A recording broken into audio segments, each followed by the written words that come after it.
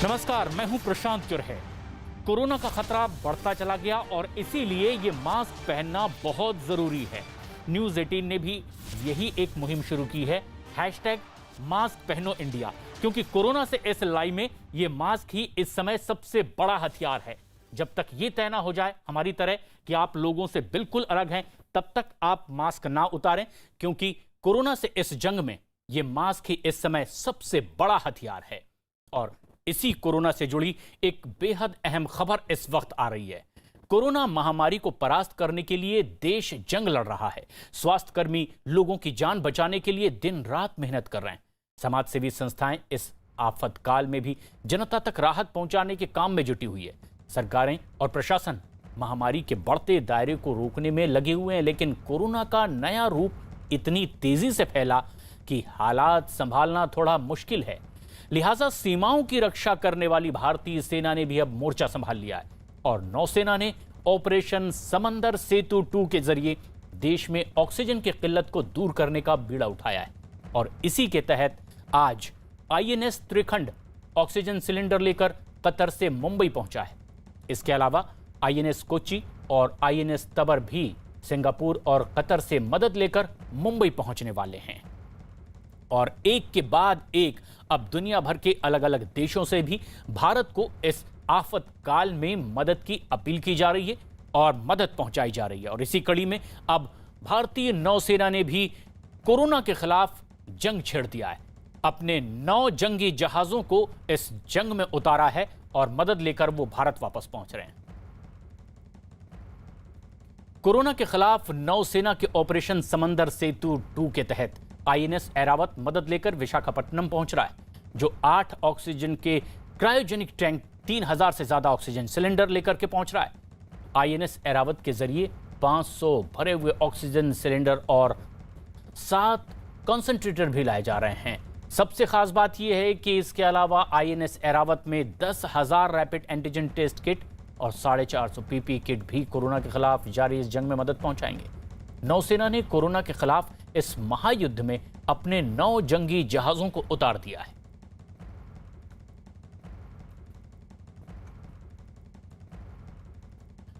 और इस वक्त देश भर के अलग अलग इलाकों में किस तरह से ये जंग लड़ी जा रही है, ये जानने के लिए हमारे सहयोगी मौजूद हैं। विवेक गुप्ता हमारे सहयोगी मुंबई में मौजूद हैं और साथ ही साथ दीपक रावत भी हमसे जुड़ रहे हैं दिल्ली NCR के हालात बताने के लिए। लेकिन विवेक, जिस तरह की मदद का हाथ अब दुनिया भर के देश भारत के लिए बढ़ा रहे हैं, क्या ये उसी का परिणाम है कि आफतकाल में भारत ने भी दुनिया भर के देशों को मदद पहुंचाई, आगे आया और अब किस तरह की मदद एक के बाद एक नौसेना के जरिए भारत पहुंच रही है?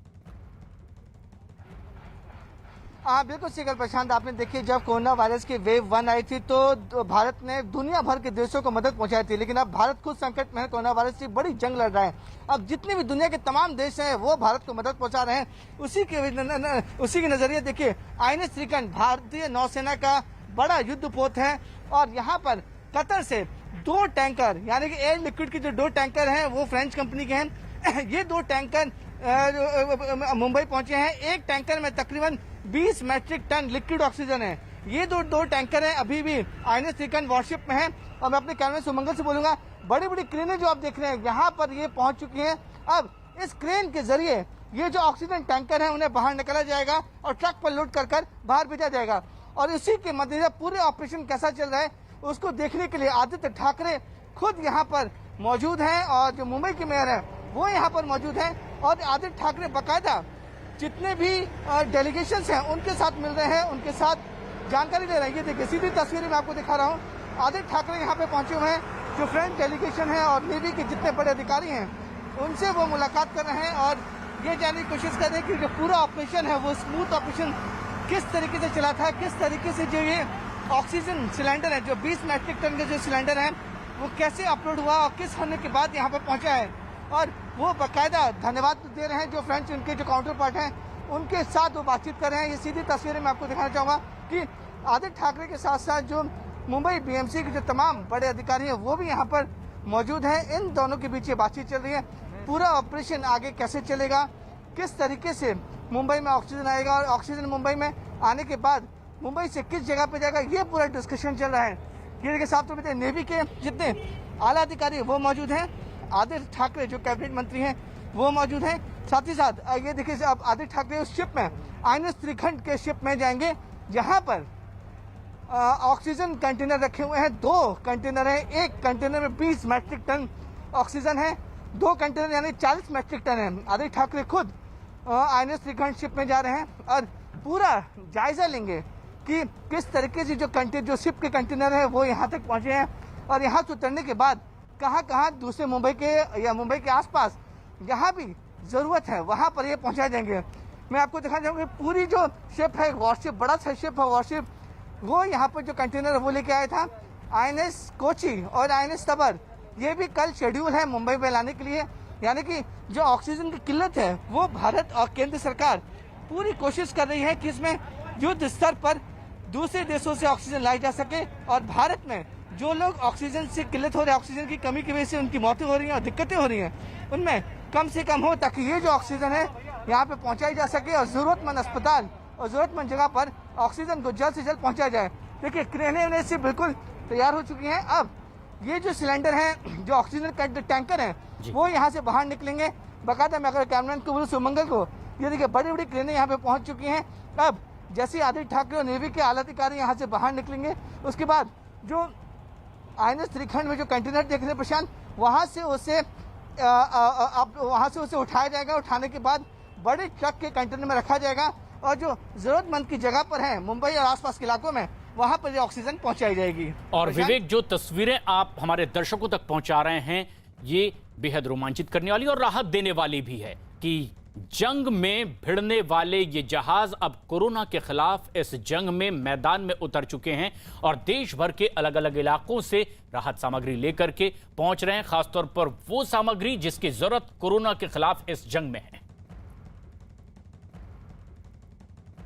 कोरोना का दूसरी लहर के कहर के बीच राहत वाली खबर एक आ रही है। स्वास्थ्य मंत्रालय के आंकड़ों के मुताबिक पिछले 24 घंटे में देश भर में कोरोना के करीब 3,66,000 केस सामने आए, जो एक दिन पहले आए मामलों से करीब 40,000 कम है। वहीं बीते 24 घंटे में कोरोना के 3,754 मरीजों की कोरोना की वजह से मौत भी हुई है, लेकिन ये आंकड़ा अब एक राहत पहुंचाने वाला इसलिए फिलहाल माना जा सकता है क्योंकि पिछले 4 दिनों से लगातार आंकड़ा 4 लाख के ऊपर था, जो अब उसके अंदर आता दिखाई दे रहा है। आज से उत्तर प्रदेश के 18 जिलों में 18 से 44 साल के लोगों को वैक्सीन लगाई जा रही है। अब तक 13 लाख से ज्यादा लोगों ने वैक्सीन लगवाई है और इसके लिए अपना रजिस्ट्रेशन करवाया है। इससे पहले सबसे ज्यादा प्रभावित 7 जिले लखनऊ, कानपुर, गोरखपुर, प्रयागराज, वाराणसी, मेरठ और बरेली में वैक्सीनेशन शुरू हुआ था। अब इसमें 11 और जिलों को जोड़ दिया गया है।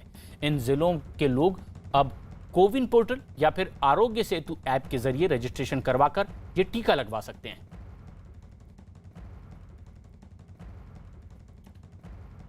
दीपक रावत हमारे सहयोगी इस वक्त नोएडा में मौजूद हैं, हमसे सीधे जुड़ रहे हैं और साथ ही साथ जम्मू में मौजूद हैं हमारे सहयोगी पवन शर्मा।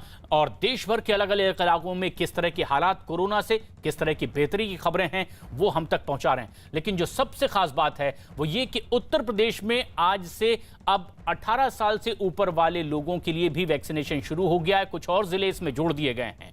जो सबसे खास बात वो ये कि अब लोग इसी उम्मीद में बैठे थे। दीपक, किस तरह की व्यवस्था की गई है वैक्सीनेशन के लिए? जो ताजा आंकड़े सामने आ रहे हैं अब कोरोना को लेकर सरकार की ओर से, वो क्या है?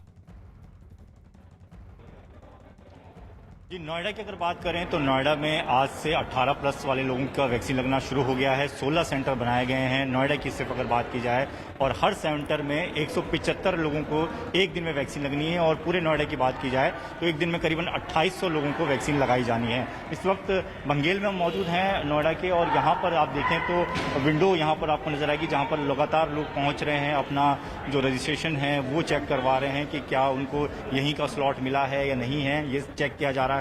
जिसका स्लॉट यहाँ का होगा, इस जगह का होगा, उसी को आगे भेजा जाएगा वैक्सीन के लिए। और यहाँ पर कुछ लोग ऐसे भी हैं जिनको स्लॉट मिल चुका है और वो अपनी बारी का इंतजार कर रहे हैं, उनसे जानने की कोशिश करते हैं। मैम, अब फाइनली 18 प्लस वालों को नोएडा में भी वैक्सीन लग रही है, क्या लग रहा है कि सही हो गया, बढ़िया हो गया? बहुत बढ़िया हो गया। वेट कर रहे थे हम लोग वैक्सीन की, बट ये है कि अभी मिस मैनेजमेंट है। अभी इन लोगों को पता नहीं है कि 45 को वॉक इन करना है या 18 को करना है, तो they are still in the process of finalising कि क्या करना है। हम लोगों का 10 to 11 का स्लॉट था, लेकिन इनको पता ही नहीं है कि 10 अबव 18 को रजिस्टर करना है या नहीं करना है। तो we are still waiting and hope so we get through it, क्योंकि हम we don't want to stand in queues और सोशल डिस्टेंस। पहला दिन है इसलिए थोड़ी समस्या है। आप भी वेट कर रही थी कि वैक्सीन कब आपको लगेगी, आज लगने जा रही है, तो खुश हैं? हाँ जी, मैं तो बहुत खुश हूँ क्योंकि इतने दिनों से घर में बैठे हुए थे and it's not safe at all. So हाँ, खुश हैं। तो जी। ये लोग हैं जो कि खुश हैं क्योंकि इनका बिल्कुल। स्लॉट यहाँ का है, लेकिन तमाम ये लोग जो हैं वो फिलहाल इंतजार कर रहे हैं कि कब उनका नंबर आएगा और वैक्सीन लगेगी। हालांकि पहला दिन है, थोड़ी परेशानी जरूर है, रजिस्ट्रेशन सबका चेक किया जा रहा है, उसमें वक्त लग रहा है। प्रशांत, और तस्वीरें जो राहत देने वाली है वो ये कि अब आंकड़े भी कम होते जा रहे हैं देश भर में कोरोना मरीजों के।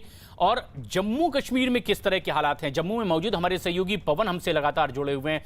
पवन, वैक्सीनेशन को लेकर किस तरह का उत्साह लोगों में देखा जा रहा है, आंकड़े क्या कह रहे हैं जो सरकार जारी कर रही है?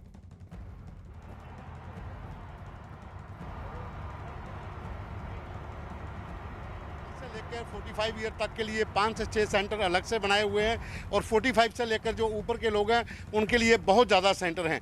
डोजेस गवर्नमेंट के पास स्टॉक में बहुत है अभी भी, लेकिन स्लॉट बुकिंग के लेकर लोगों को दिक्कत आ रही है, क्योंकि जब भी उसको ऐप के ऊपर रजिस्टर किया जाता है तो उसमें कहीं ना कहीं थोड़ी दिक्कत लोगों को आ रही है, स्लॉट नहीं मिल पा रहा है और कई बार नेटवर्क स्लो होने के कारण एरर प्रॉब्लम आता है, तो काफ़ी ज़्यादा दिक्कत लोगों को उसे लेकर है। लेकिन वैक्सीनेशन की बात करें तो जहाँ पर डोजेस काफ़ी पड़ी हुई है, स्टॉक में काफ़ी है, और साथ में जिस तरह से लगातार मामले बढ़ रहे हैं, और सरकार का एक और कदम जम्मू कश्मीर में है कि जो पॉजिटिव केस हैं, जो घरों पे हैं, जो खुद आइसोलेट करके बैठे हैं, उनको किट मुहैया करवाई जा रही है, जिसमें ऑक्सीमीटर से लेकर दवाइयों तक और पूरी जानकारी डॉक्टर जो है फ़ोन के ऊपर भी दे रहे हैं, और टीम जो है वो घरों घरों में जाकर उन लोगों की जांच भी कर रही है। एक सर्वे किया जा रहा है, जो पॉजिटिव मरीज घरों में हैं उनको किस तरह से किट, और लोग बड़ी तादाद में वैक्सीनेशन के लिए पहुंच भी रहे हैं अपना रजिस्ट्रेशन करवाकर।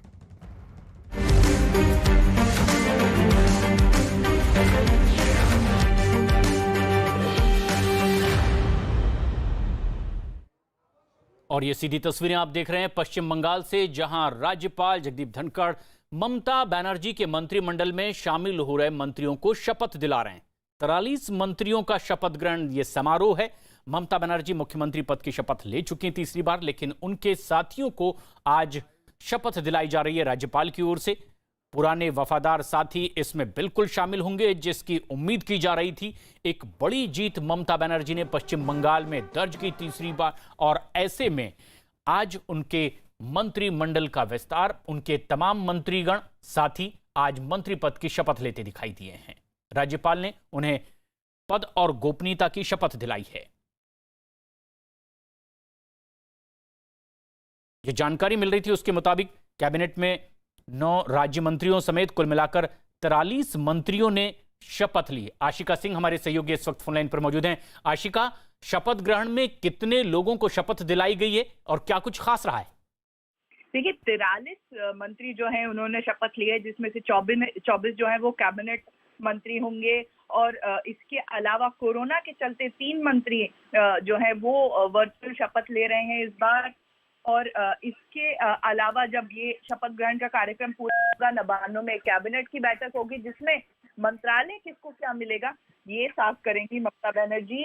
तो ये नया जो नए चेहरे में जो मंत्रिमंडल में शामिल हो रहे हैं, क्रिकेटर मनोज तिवारी जो कि हावड़ा से चुने हैं, बीरबहादुर हाजरा झारग्राम से संथाली अभिनेत्री हैं, उनको भी मंत्री बनाया जा रहा है। और हुमायूं कबीर जो कि IPS अधिकारी थे और इस बार इस्तीफा देकर के TMC में शामिल हुए, चुनाव लड़े, जीते। तो ये नए चेहरे हैं प्रशांत, जो मंत्रिमंडल में शामिल हो रहे हैं।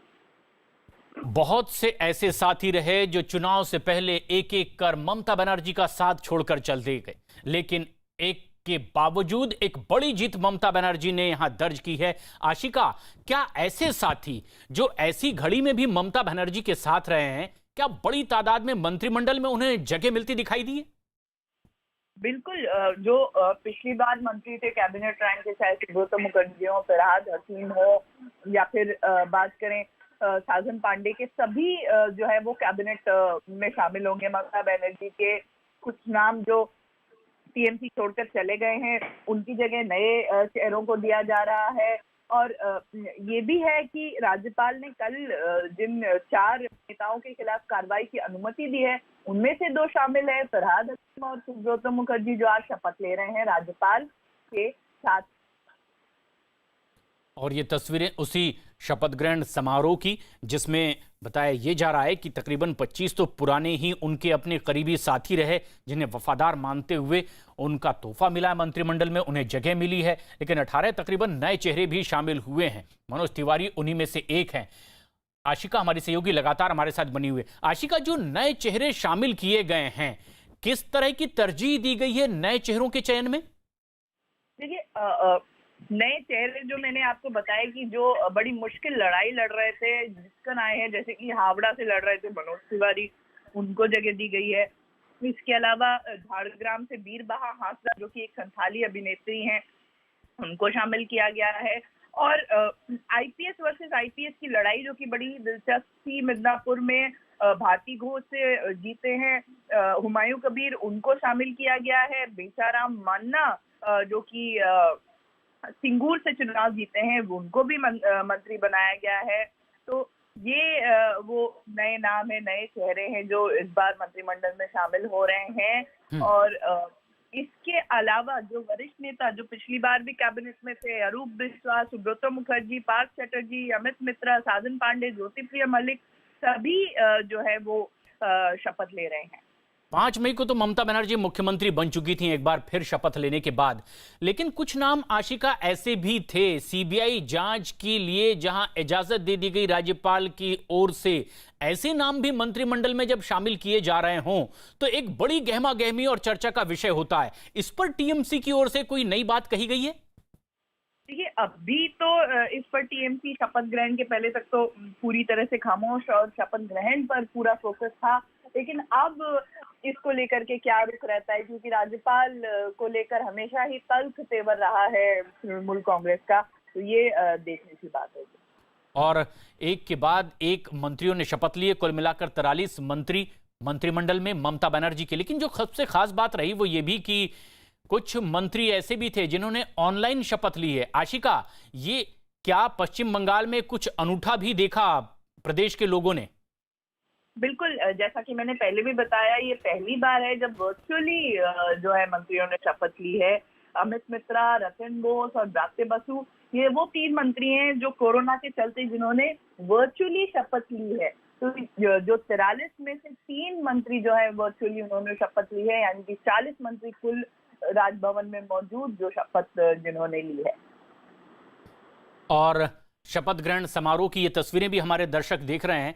18 नए चेहरे ममता बनर्जी ने अपने इस बार की सरकार में शामिल कर लिए हैं, लेकिन 25 ऐसे पुराने साथी जो पहले भी मंत्रिमंडल में उनके साथ रहे वो बने हुए हैं। 24 एमएलए कैबिनेट मंत्री बनाए गए हैं।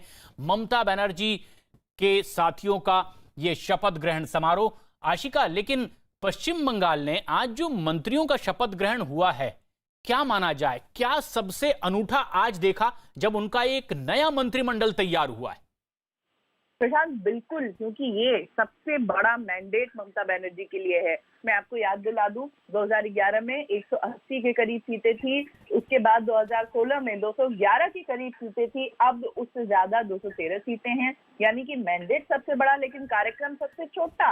जो ममता बनर्जी ने शपथ ली थी वो भी बहुत ही सादा कार्यक्रम था, और आज भी सिर्फ मंत्री ही वहां पर मौजूद थे और मेहमानों को जो है वो बहुत ही सिलेक्टेड मेहमानों को ही बुलाया गया था जी, जिस बीच ये शपथ ग्रहण का कार्यक्रम हुआ। और पश्चिम बंगाल का ये चुनाव एक ऐसा चुनाव हुआ था जिस पर ना सिर्फ देश भर की बल्कि दुनिया भर की निगाहें थी। इतना जबरदस्त घमासान, लेकिन बड़ी जीत ममता बनर्जी ने दर्ज की और आज उनके 43 साथियों का शपथ ग्रहण उनके मंत्रिमंडल के। इधर कोरोना से भी जंग देश की जारी है, लेकिन कोरोना काल में गिद्ध अस्पतालों के बाहर भी अपनी नजरें गड़ाए बैठे हैं। मजबूर तीमारदारों पर इनकी नजरें दिखाई देती है, लेकिन ये अस्पतालों तक ही सीमित नहीं है। आपके सोशल मीडिया अकाउंट पर भी इन गिद्धों की नजर है। अब बात कोरोना काल में महामारी के बेहाल लोगों की, जिनके साथ ऑनलाइन ठगी करने वाला भी गिरोह सक्रिय है। हम दर्शकों को बता दें कि देश के कई शहरों में बैठे ऑनलाइन लुटेरे आपके सोशल मीडिया अकाउंट को दिन रात खंगाल रहे हैं। जैसे ही आप कोरोना से संबंधित किसी भी चीज की डिमांड सोशल मीडिया पर करते हैं, मुनाफाखोर और लुटेरे गिद्ध नजर डालकर इस पर सक्रिय हो जाते हैं।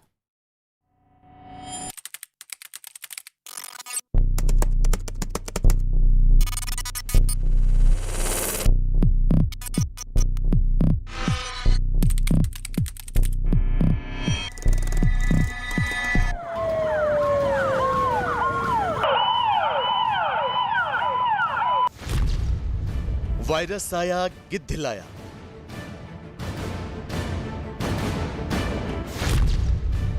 न्यूज 18 पर महामारी के गिद्ध बेनकाब।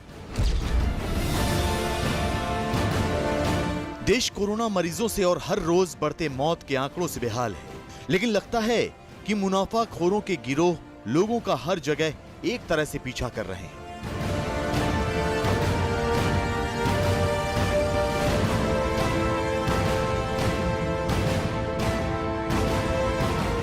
दिल्ली में कोरोना पीड़ितों को लूटने की ऐसी घटनाएं सामने आई हैं, जिसने पुलिस को भी हैरान कर दिया है।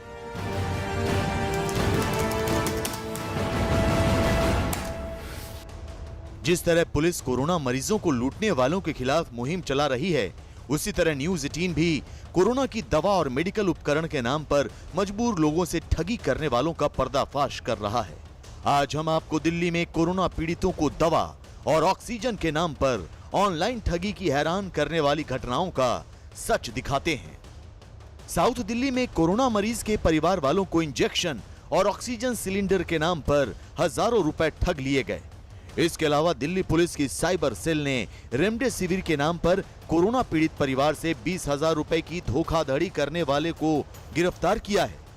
कोरोना से जुड़ी ऑनलाइन ठगी की ये दोनों घटनाएं बेहद हैरान करने वाली हैं।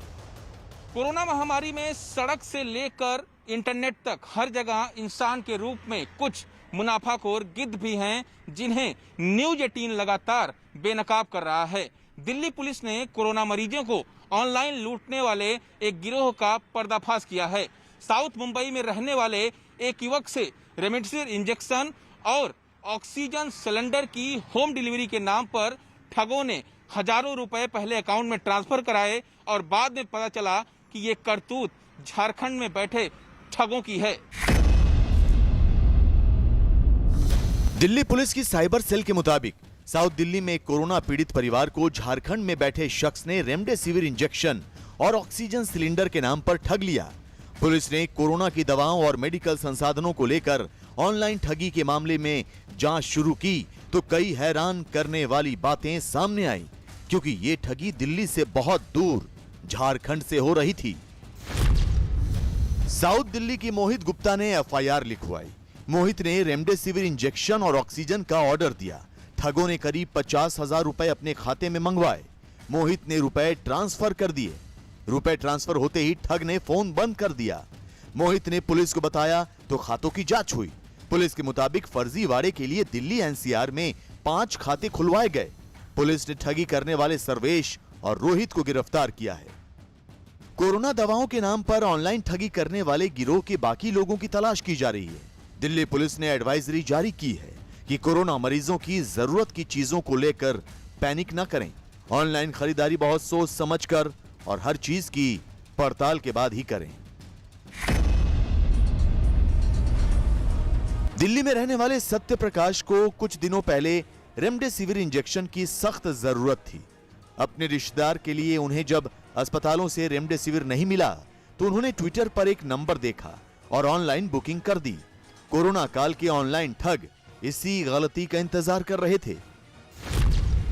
ट्विटर पर रेमडेसिविर के लिए मोबाइल नंबर दिया गया था। फोन करने पर जवाब मिला कि ऑनलाइन भुगतान करना होगा। सत्य प्रकाश ने बताए गए खाते में 20,000 रुपए ट्रांसफर कर दिए। पैसे ट्रांसफर होते ही मोबाइल नंबर बंद हो गया। बाद में मालूम हुआ कि रेमडेसिविर के नाम पर ठगी हो गई। कोरोना की मेडिसिन के लिए रेमडेसिविर चाहिए था। मैं सर्च कर रहा था तो अचानक मेरे को एक बंदे ने ट्वीट किया था उस बंदे की, ये बंदा सिप्ला डिस्ट्रीब्यूटर है, इसके पास अवेलेबल है। मैं बंदे को इमीडिएटली कॉल किया, उसने बोला हाँ जी मैं सिप्ला का डिस्ट्रीब्यूटर हूँ, ये हमारा अकाउंट नंबर है सिप्ला प्राइवेट लिमिटेड के नाम से। उन्होंने अकाउंट नंबर दिया और उस अकाउंट नंबर पे मैंने उसी समय 6 बालू का पैसे 3200 रुपये प्रति बाउल के हिसाब से उसे पेमेंट ट्रांसफर कर दिया। ठीक है, उसके बाद हम उस बंदे से फॉलो अप करते रहे, फिर भी वो बंदा बोलता है सर वेट कीजिए आपका हमारा डिस्ट्रीब्यूट बंदा फोन करेगा सर। बट जैसे ही 4 बज गए तो हमें लगा कि ये तो लगता है फ्रॉड है, नहीं आएगा। देन इमीडिएटली साइबर सेल को, दिल्ली साइबर सेल को फोन किया। साइबर सेल में हमने कंप्लेन लिखवाया एंड उस कंप्लेन के बेसिस पे उस बंदे का अकाउंट जो तुंगी ब्रांच बिहार शरीफ में था, उस बंदे का अकाउंट को ब्लॉक कर दिया। दिल्ली पुलिस की साइबर सेल और क्राइम टीम मिलकर कोरोना के नाम पर ऑनलाइन ठगी करने वालों की कड़ी निगरानी कर रही है। हर शिकायत पर संबंधित राज्यों से संपर्क करके कोरोना काल के गिद्धों के खिलाफ सख्त कार्रवाई हो रही है। कोरोना संक्रमण के इस दूसरे दौर में जिस तरीके से रेमडेसिविर इंजेक्शन की मांग बढ़ी है, उसके बाद इससे जुड़ी नकली फैक्ट्रियां देश भर के कोने कोने में उभर कर आई हैं। इसको महंगे दामों में बेचा जा रहा है और ऑनलाइन माध्यम से इसकी ठगी की जा रही है। बार बार इस बाबत केंद्र सरकार निर्देश देती है, लेकिन अब विचार इस पर भी चल रहा है कि इससे जुड़ा जरूरी कानून बने, सख्त कानून बने, ताकि आरोपियों के खिलाफ पुख्ता कार्रवाई हो। दिल्ली के पास नोएडा सेक्टर 58 में पुलिस की गिरफ्त में खड़ा ये आरोपी कोरोना पीड़ितों से काला बाजारी करता था। ऑक्सीजन मास्क से लेकर ऑक्सीजन रेगुलेटर तक कई गुना कीमत पर बेचकर मुनाफाखोरी कर रहा था। पुलिस ने इसके कब्जे से 6 high pressure oxygen regulator, 20 oxygen mask, 1 car और 7,500 रुपए कैश बरामद किया है।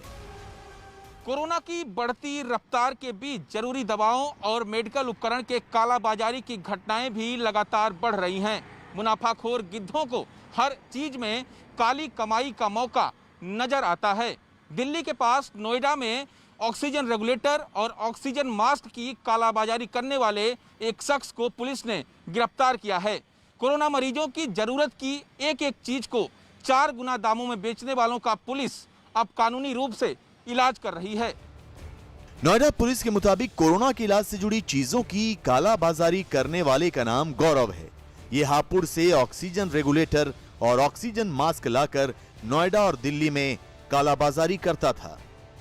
शिकायत मिली थी कि एक व्यक्ति सेक्टर 58 थाना क्षेत्र में किसी जगह पर जो ऑक्सीजन मास्क होते हैं और ऑक्सीजन रेगुलेटर होते हैं, वो कहीं से खरीद करके लाया है या कहीं से प्रोक्योर किया है और उसको काफ़ी एग्जॉर्बिटेंट प्राइस पे, काफ़ी ऊंचे दाम पर बेच रहा है और ये कालाबाजारी कर रहा है। इस ब्लैक मार्केटिंग की सूचना पर तत्काल हमारी टीम गई और वहाँ पर हम लोगों ने उस व्यक्ति को अरेस्ट किया है। कोरोना पीड़ित परिवार अपनों को बचाने के लिए मुसीबत में कालाबाजारियों से चीजें खरीदने के लिए मजबूर हो जाते हैं, लेकिन न्यूज़ 18 ये अपील करता है कि कालाबाजारी करने वालों को उनकी सही जगह यानी जेल पहुंचाने में पुलिस की मदद करें, क्योंकि ये लोग कोरोना काल में इंसानों के नाम पर सबसे बड़े गिद्ध हैं।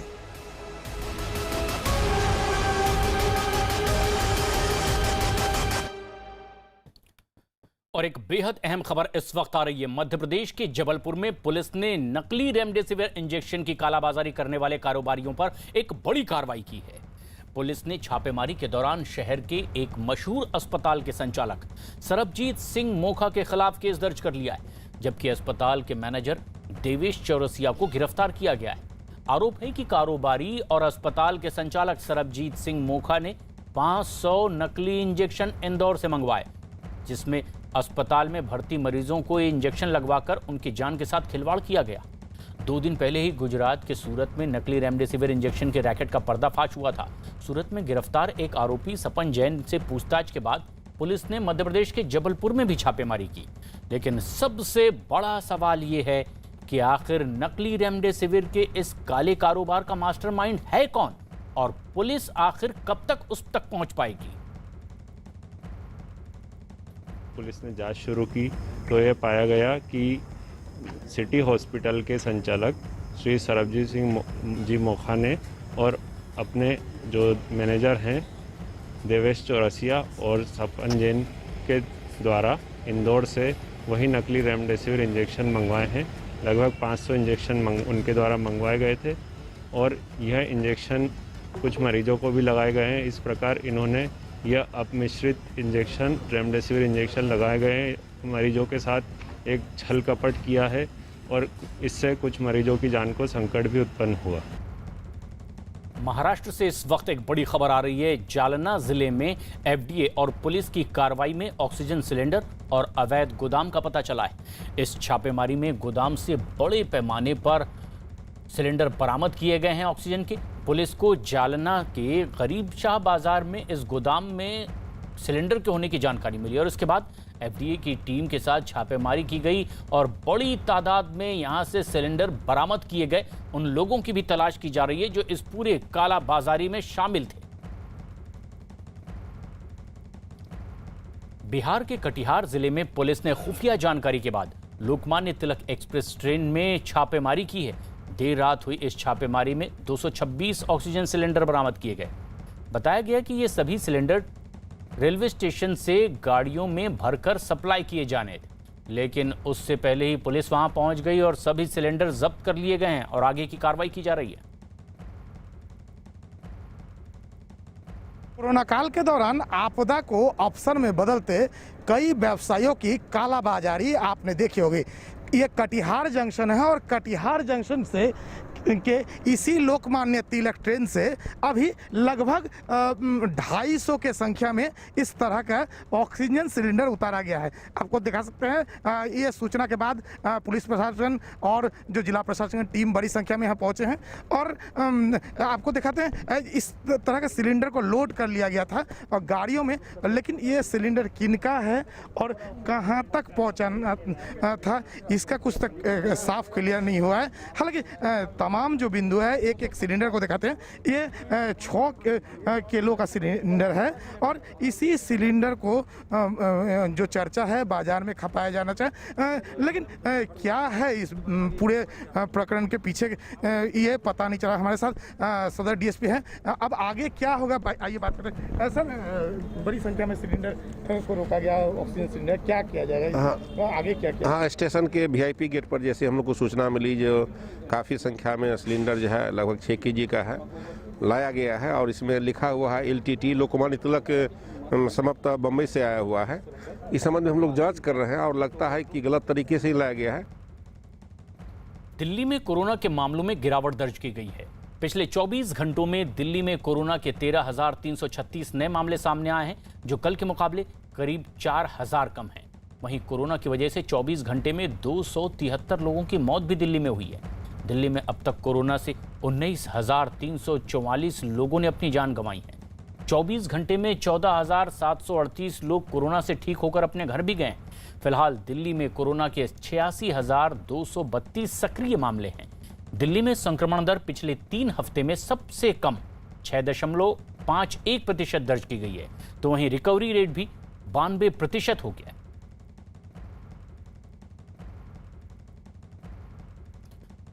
कोरोना वायरस के बढ़ते संक्रमण के बीच उत्तर प्रदेश से एक राहत भरी खबर आ रही है। उत्तर प्रदेश में नए केस की तुलना में अब ठीक होने वालों की संख्या में फिर से इजाफा हुआ है।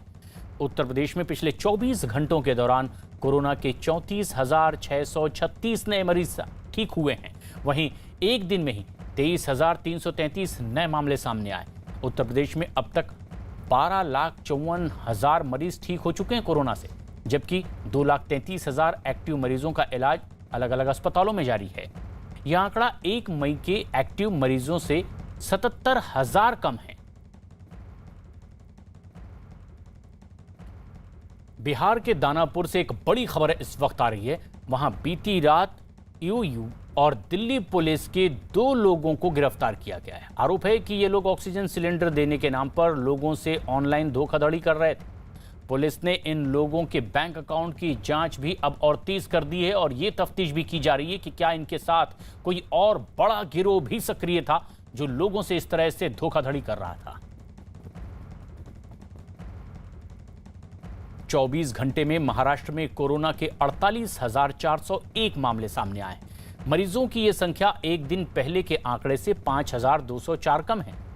महाराष्ट्र में कोरोना के कुल मामले अब 51 लाख के पार पहुंच गए हैं।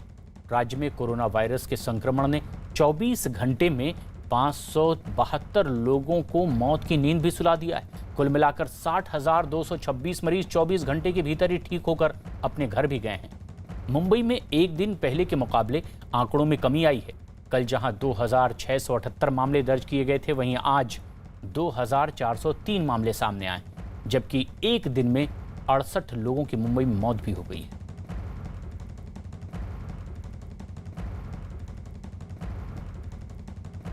पश्चिम बंगाल में कोरोना के मामलों ने अब लगता है रफ्तार पकड़ ली।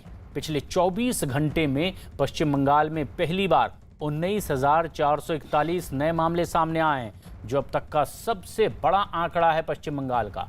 वहीं इस दौरान 124 लोगों की कोरोना से मौत भी हुई है। इसी के साथ पश्चिम बंगाल में अब तक कोरोना से हुई मौत का आंकड़ा 12,327 तक पहुंच गया है। लेकिन अच्छी बात यह रही कि इन 24 घंटों में 18,000 से ज्यादा मरीज ठीक होकर अपने घर भी लौटे।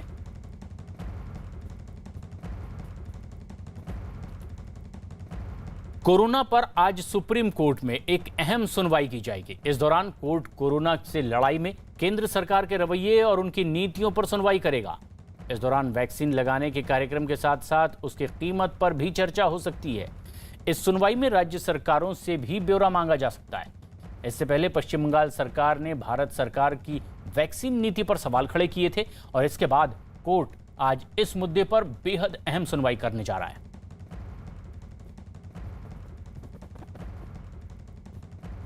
मध्य प्रदेश में कोरोना के कुल एक्टिव मामले 1,08,913 हो गए हैं। राहत की बात यह है कि मध्य प्रदेश में पॉजिटिविटी रेट कम होकर के 16.9% तक आ गया है। वहीं मध्य प्रदेश में 24 घंटे में 11,051 नए मामले सामने आए।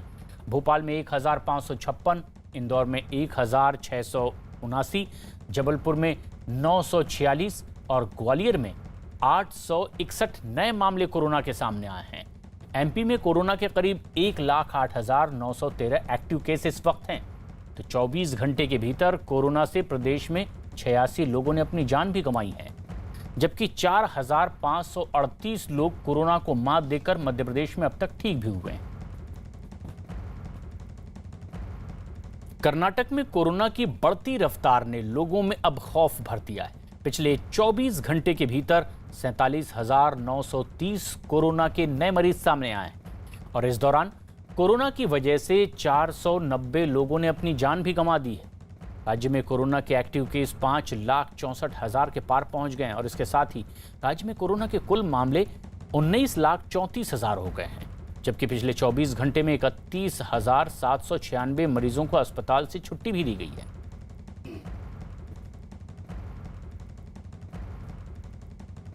कोरोना वैक्सीन की कीमत को लेकर केंद्र सरकार ने सुप्रीम कोर्ट में हलफनामा देकर कहा है कि वैक्सीन की कीमत का आम जनता पर कोई असर नहीं पड़ेगा।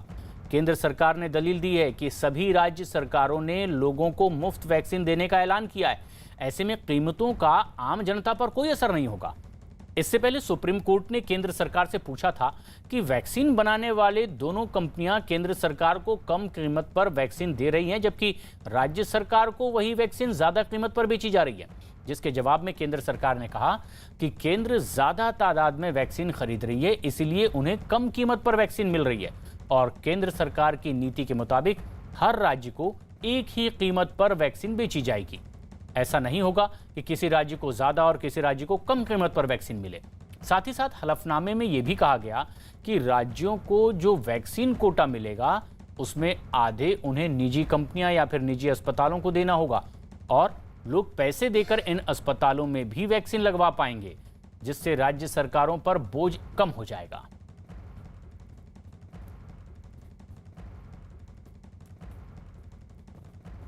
एक बेहद अहम खबर इस वक्त की। दिल्ली के छत्रसाल स्टेडियम में हुई हत्या के बाद पहलवान सुशील कुमार की तलाश में अब पुलिस ने लुकआउट सर्कुलर जारी कर दिया है। पुलिस को जानकारी मिली कि हत्या की घटना के बाद सुशील पहलवान उत्तराखंड के हरिद्वार गया और वहां से ऋषिकेश जाकर छिप गया है। कुछ दिन वहां रहने के बाद सुशील पहलवान वापस दिल्ली आ गया। खबर है कि पुलिस से बचने के लिए वो लगातार अपने ठिकाने बदल रहा है। पुलिस ने सुशील पहलवान की खोजबीन के लिए उसके भाई, साले और ससुर से भी पूछताछ की है। जिस छत्रसाल स्टेडियम में यह घटना हुई, वहां सुशील डिप्टी डायरेक्टर के पद पर तैनात है।